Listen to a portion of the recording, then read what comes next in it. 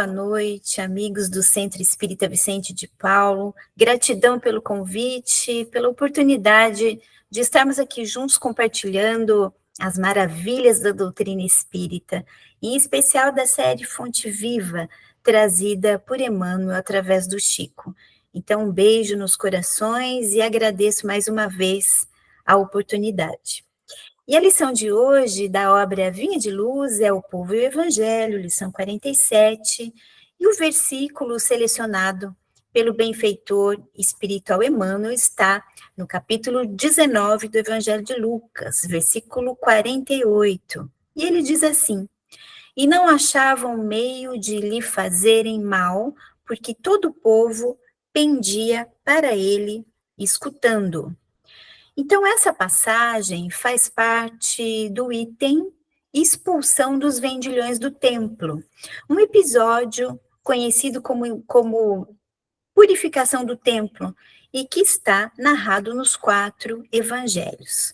Então, Jesus expulsa os vendilhões que negociavam diversos produtos dentro do templo, e os sumos sacerdotes, os escribas, procuravam um jeito de matá-lo, mas não conseguiam, já que o povo seguia Jesus, ouvia os ensinamentos, existia uma força, uma grande ascensão do Cristo sobre o povo, e isso pesava.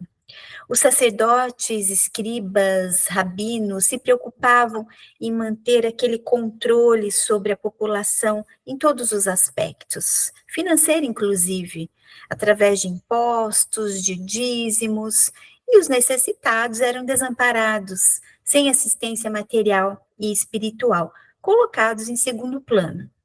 Então, quando Jesus, com toda a sua autoridade e magnetismo de espírito puro, se dirige ao povo com palavras banhadas pela sua amorosidade, palavras da boa nova, não é? São palavras de consolo, de esperança. Ele, por óbvio, consegue envolver as pessoas nesse grande magnetismo. A multidão, ela seguia Jesus pela sua autoridade moral. E lá no Livro dos Espíritos nós aprendemos com os espíritos superiores, na questão 274, que a ascendência moral dos espíritos evoluídos é irresistível, não é, meus amigos? Imaginem a ascendência de Jesus sobre nós, sobre o povo, não é? Então, vamos ver como que Emmanuel trabalha esse versículo, né? Esse é mais ou menos um contexto, só para nós nos situarmos. Então, vai dizer o benfeitor, iniciando a lição de hoje. A perseguição aos postulados do Cristo é de todos os tempos. Nos próprios dias do Mestre Divino, nos círculos carnais, já se exteriorizavam hostilidades de todos os matizes contra os movimentos de iluminação cristã. Então, Emmanuel está lembrando aqui conosco que toda ideia nova é alvo de questionamentos, e o Cristo nos trouxe luz, com orientações que revolucionaram as ideias vigentes da época.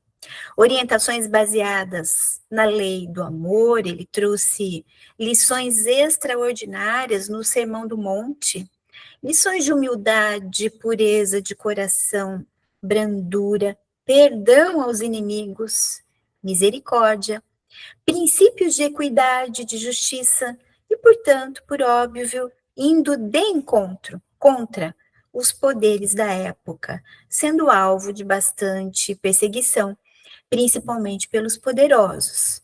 E embora ele tenha sido crucificado, a sua doutrina de amor não acabou com o corpo físico e permanece conosco até hoje, embora as inúmeras deturpações, interpretações inadequadas do seu evangelho que aconteceram pelas diversas religiões.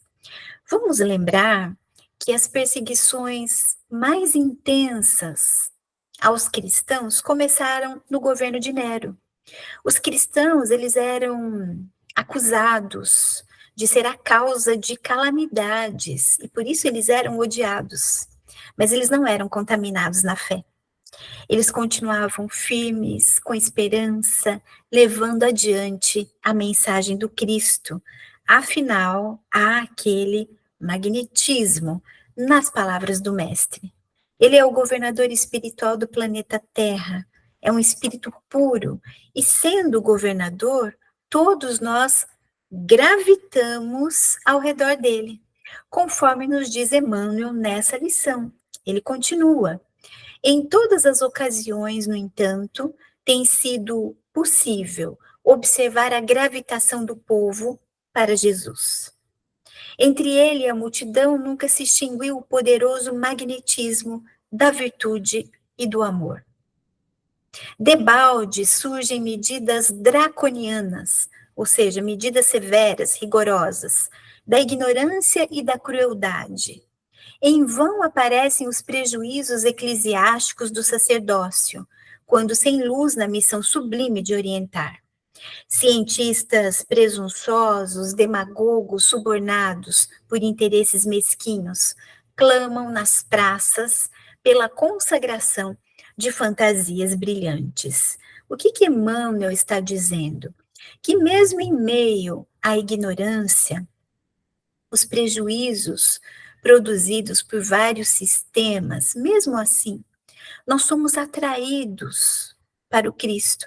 Isso é inexorável e vai acontecer em algum momento da jornada do Espírito, pela necessidade que nós temos de amor, porque nós fomos criados por Deus para o amor, configurados com essa potência em essência que vai desabrochar.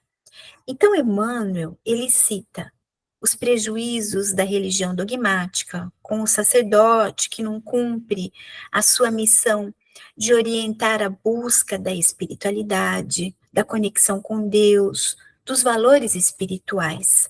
Afinal, meus amigos, os grandes pregadores não são aqueles que conhecem e interpretam bem os textos do Novo Testamento, mas aqueles que exemplificam, que vivenciam o Evangelho, que conseguem envolver as pessoas que o seguem no caminho do bem. Então vamos lembrar que Emmanuel, na obra Emmanuel, que leva o seu nome, o benfeitor espiritual, ele vai dizer para nós ali sobre a urgência da reforma com relação às religiões. Emmanuel, na qualidade de profundo estudioso e conhecedor do Evangelho, ele é um crítico das religiões dogmáticas. E essa obra é de 1937, mas ainda bastante atual. Ela é muito lúcida. E ele fala também, na lição de hoje, da ciência presunçosa. A ciência é de extrema importância, todos nós sabemos, mas muitas vezes ela é materialista, provocando desvios das questões espirituais. Então, nesse mesmo contexto, diz Emmanuel, o povo, porém, inclina-se para o Cristo, com a mesma fascinação do primeiro dia. Indiscutivelmente, diz Emmanuel, considerados um todo, achamo-nos ainda longe da união com Jesus, em sentido integral. De quando em quando, a turba experimenta pavorosos desastres, tormentas de sangue e lágrimas varrem-lhe os caminhos. A claridade do mestre, contudo, acena-lhe à distância. Velhos e crianças identificam-lhe o brilho santificado. Por quê? Porque Jesus é o caminho, a verdade e a vida, e ninguém vai ao Pai se não for por ele. São as palavras do Cristo para nós. Então, Emmanuel cita velhos e crianças, ou seja, no alvorecer e no florescer da vida, todos nós identificamos a claridade do Mestre que disse: eu sou a luz do mundo. Ele é um iluminador de consciências. E quando nós aceitamos essa luz, nós vamos nos transformando pouco a pouco, nos iluminando também. Aliás, ele disse: brilhe a vossa luz. E nós vamos fazendo isso através das orientações do roteiro que ele nos deixou. Mas, em termos de coletividade, de humanidade, nós estamos ainda longe da união com Jesus.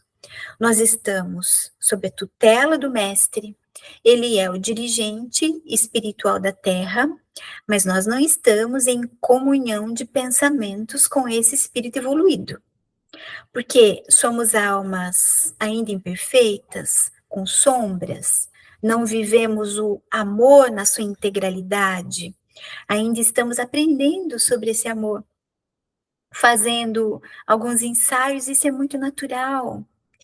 E nós nos lembramos de uma instrução do Espírito Lázaro, que está no capítulo 11 do Evangelho segundo o Espiritismo, lá no item Lei do Amor, que diz que no seu ponto de partida o homem é só instinto.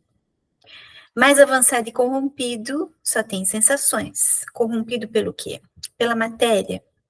Mais instruído e purificado, ele tem sentimentos. E o amor é o requinte do sentimento. Então, meus amigos, esse é o processo natural de evolução do espírito. E Emmanuel vai nos dizer, ele fala da turba, que experimenta pavorosos desastres, ou seja, podemos pensar nos processos coletivos de resgates, não é? Que geram sofrimentos, porque, sendo imperfeitos, nós estamos ainda sujeitos à lei de causa e efeito. Estamos num mundo de causa e efeito, mundo de provas e expiações.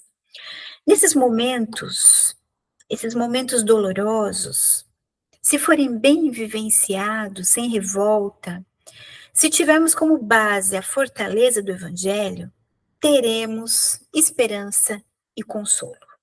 E o fardo fica mais leve com Jesus. E justamente o Evangelho persiste até hoje, há mais de 2000 anos. É luz no fim do túnel para todos nós, é esperança, é casa sobre rocha, que sustenta as provações, as expiações, para o enfrentamento positivo das nossas lutas. Então, o Evangelho, agora sob o entendimento do Consolador prometido, traz claridade mental, sustenta as nossas dores porque nos dá respostas. Para que nós estamos passando por isso? Qual é o sentido disso tudo na nossa vida? Para que essa dor tão grande? Desastres, como nós estamos acompanhando no Rio Grande do Sul. Uma expiação coletiva, dolorosa, mas nós aprendemos sobre isso no Livro dos Espíritos, lá na terceira parte, sobre as leis morais, especificamente sobre lei de destruição. Então, a doutrina nos dá respostas. As enchentes, os terremotos, as erupções vulcânicas, tsunamis, são características de mundos inferiores como o nosso, esse mundo de causa e efeito. Mas é muito importante nós observarmos que após uma tragédia ou até durante, muitas coisas evoluem, meus amigos, mudam, com muitos avanços em várias áreas da ciência. Nesses cataclismos coletivos, contam os espíritos superiores lá no Livro dos Espíritos, nas expiações coletivas, cada um irá resgatar os seus débitos do passado, passando pela sua expiação individual. Ou seja, mesmo dentro do coletivo difícil, como nós estamos vendo lá no Sul, com os nossos irmãos, alguns desencarnam, perdem tudo, famílias, bens, casas, empregos, outros ficam ilhados, com outros a situação já foi um pouco mais amena, sem tantas perdas, e assim por diante. Então, há diferenças dentro do processo coletivo.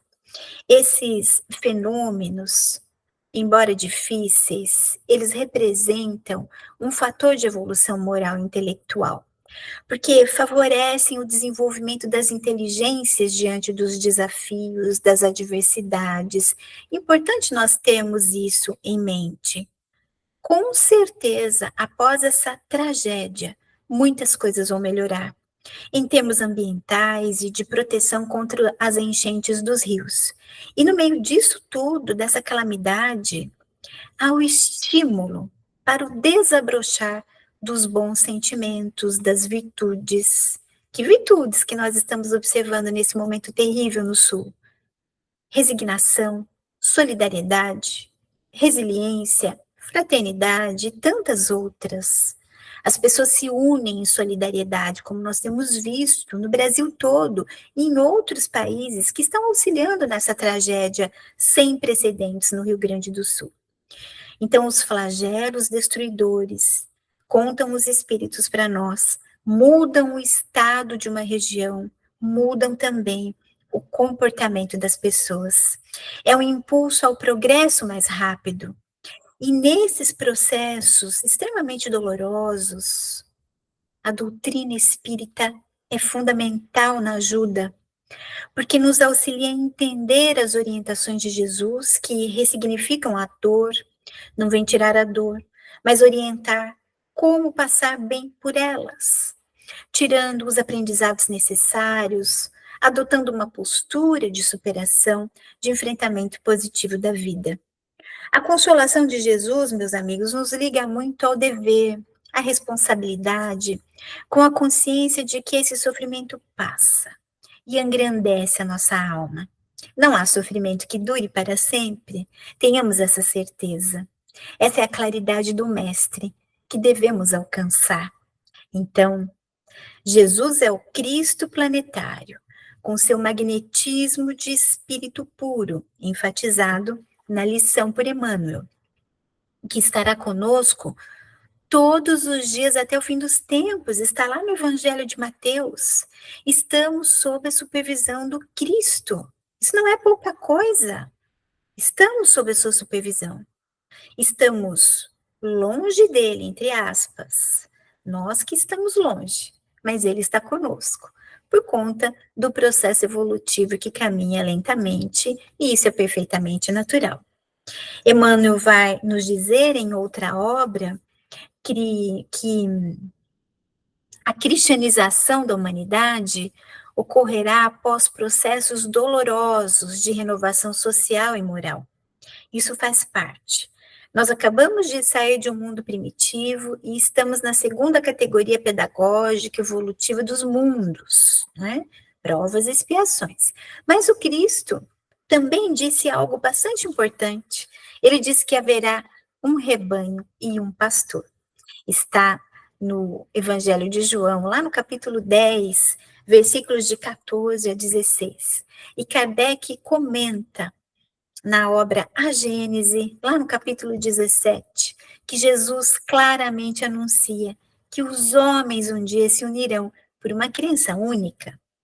Então, essa época atual, que é chamada pelo Espiritismo de período de transição, apresenta algumas características marcantes, com um avanço grande em termos de tecnologia e ciência, mas também com convulsões sociais e morais.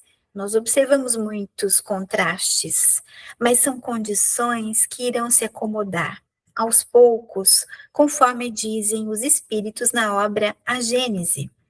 Eles dizem que a Terra não deverá se transformar por meio de um cataclisma que aniquile de súbito uma geração. Eles dizem que a atual geração vai desaparecer gradualmente, é a evolução natural das coisas.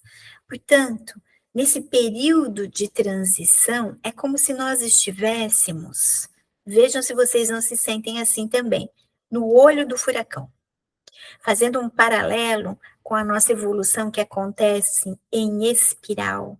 Nós vamos passando por situações críticas, importantes para a ascensão, em uma intensidade maior de aprendizados e de oportunidades. Nós observamos isso nas nossas vidas, esse turbilhão de acontecimentos. Meus amigos, não há uma família que não esteja passando por algum tipo de sofrimento, em grau maior ou em grau menor, mas algum tipo de dificuldade. Mas isso vai passar, como tudo passa. E nós, tutelados do Cristo, gravitamos em torno dele com seu magnetismo e vamos gravitando cada vez mais próximos do Mestre amado. E passado o período de transição, o furacão, surge a regeneração. Depois da tempestade vem a calmaria, que é assinalada por uma importante transformação da sociedade humana, de progresso intelectual e moral, com a prática da fraternidade, da solidariedade, da caridade. É o que dizem os espíritos para nós lá no capítulo 18 da Gênese. Então, nesse sentido, nós vamos, como disse Emmanuel, nos aproximando cada vez mais do Cristo, em algum momento, vamos evoluindo na escala espírita que nós estudamos nas questões 100 seguintes do Livro dos Espíritos. Então, o benfeitor espiritual continua a lição dizendo que os políticos do mundo formulam 1000 promessas ao espírito das massas. Raras pessoas, entretanto, se interessam por semelhantes plataformas. E se interessam, é um interesse transitório, não é, meus amigos? Porque as questões políticas, elas não se sustentam se não forem voltadas para o bem. Política, no seu aspecto filosófico, é a arte de administrar a sociedade de uma maneira justa, segundo Emmanuel. Então, se a plataforma não for voltada para o bem, naturalmente não vai se sustentar, porque nós estamos todos envolvidos na lei do progresso, que é a lei de Deus, da evolução. Então, promessas para ganhar voto não interessam. Kardec vai dizer no Livro dos Espíritos, lá no capítulo maravilhoso, Perfeição Moral, que a caridade e a fraternidade devem ser as bases das instituições sociais, das relações legais de povo a povo, de homem a homem, e assim cada um vai pensando menos na sua pessoa, mas mais no coletivo. E é dessa maneira que nós teremos uma sociedade mais justa, mas por um outro olhar, pensando mais na sua reforma íntima. E o benfeitor, ele continua, ele diz: os enunciados do Senhor, todavia, em cada século se renovam, sempre mais altos para a mente popular, traduzindo consolações e apelos imortais. Então, Emmanuel, ele finaliza essa lição lembrando que o Evangelho é a nossa base, ele é imperecível, não é transitório, ele é para sempre, não passará. Então ele diz na obra Caminho, Verdade e Vida, que Jesus é o caminho, a verdade e a vida. E ele diz assim, que a sua luz imperecível brilha sobre os milênios terrestres. Então o evangelho é para sempre, né? Ele é a nossa base. Os enunciados se renovam porque cada vez que nós abrimos o evangelho, uma nova reflexão surge de um ensinamento que já estudamos várias vezes. E Emmanuel fala sobre isso na introdução da obra Caminho, Verdade e Vida, quando ele explica justamente por que ele fez e como ele fez o estudo da série Fonte Viva, que é essa que nós estamos estudando aqui, isolando um versículo e dando uma cor ao versículo, independente do capítulo que ele está inserido. E ele diz que às vezes os comentários das lições, às vezes não têm conexão, não correspondem ao contexto do capítulo que eles estão inseridos. E Emmanuel compara o evangelho a um colar de pérolas, dizendo que cada pérola tem o seu valor específico. Então, no imenso conjunto da Boa Nova, cada conceito do Cristo e de seus colaboradores diretos vai se adaptar a determinada situação do espírito nas estradas da vida. Olha que bonito isso. Ou seja, hoje nós estamos aqui estudando essa lição. E tivemos alguns olhares, são apenas alguns, não é? Porque é um leque que nós temos de reflexões. Fizemos alguns links, mas daqui a 5 anos, se nós formos estudar novamente a mesma lição, nós teremos outros olhares, outras reflexões, de acordo com o nosso momento evolutivo, com o grau de maturidade que nós temos, as experiências, as vivências e assim por diante. E fazendo um link com o que a benfeitora espiritual, aliás, a benfeitora Alcione, orientou em uma das obras, um dos romances históricos de Emmanuel, o livro Renúncia, que é maravilhoso.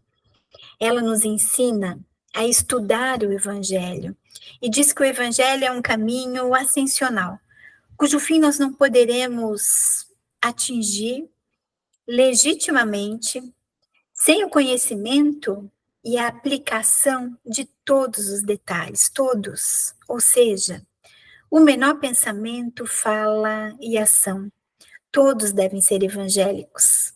Mais à frente, ela vai dizer que a mensagem do Cristo precisa ser meditada, sentida e vivida. Então, nós ainda estamos conhecendo o Evangelho, meditando um pouco, começando a sentir e começando a realizar algumas vivências, mas nós já estamos no processo. Então, queridos amigos do grupo, aliás, do Centro Espírita Vicente de Paulo, queridos amigos, é uma casa que nós temos bastante carinho, né? Uma casa que está no nosso coração. Essas foram as nossas singelas reflexões de hoje sobre essa bela lição. Nós esperamos que tenham sido úteis. Muita paz a todos e gratidão.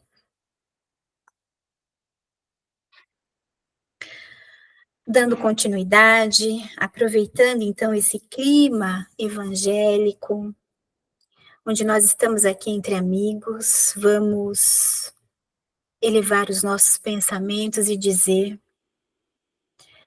Deus Pai, de infinita bondade, rogamos a tua inspiração, através da sustentação que nos é ofertada pelos amigos espirituais, que possam nos fortificar o coração, para que o passado de equívocos não nos confunda os caminhos e possamos enxergar o que nos aguarda, esse futuro maravilhoso, em conexão com os teus amorosos desígnios.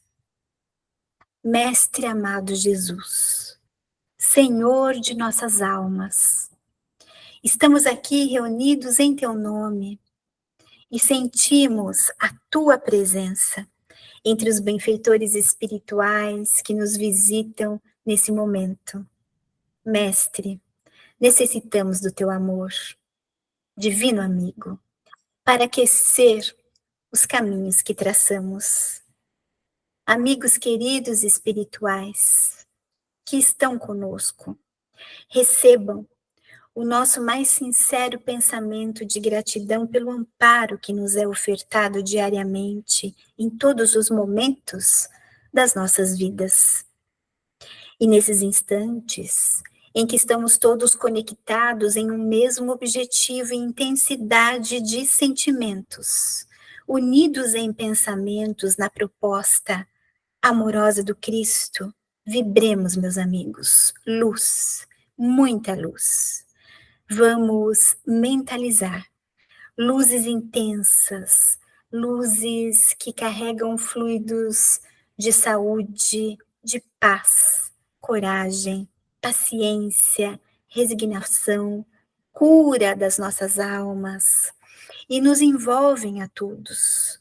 Luzes que se expandem para o ambiente do nosso lar, higienizando todos os cômodos, envolvendo os nossos entes queridos, familiares, amigos, espíritos desencarnados que nos acompanham, trazendo harmonia e forças para que possamos continuar as nossas jornadas. E essas luzes que nós estamos emanando, que saem dentro de nós, atingem todo o ambiente e nos envolvem intensamente. Podemos sentir nesses instantes essas emanações positivas. E, portanto, Mestre amado Jesus, de toda a tua alma, nós rogamos, abençoa os que sofrem, suavizando as suas dores, com inspirações de forças e coragem.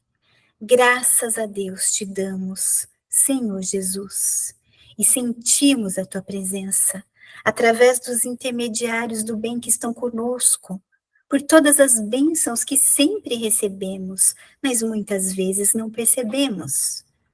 E por esses momentos maravilhosos de vibrações, em que pudemos nos doar e vivenciar um clima espiritual reconfortante e renovador, nós agradecemos intensamente e encerramos essa reunião com os corações aquecidos pela alegria de servir, ao menos um pouquinho, na tua grande seara de amor. Que assim seja. Muita paz a todos, um beijo nos corações.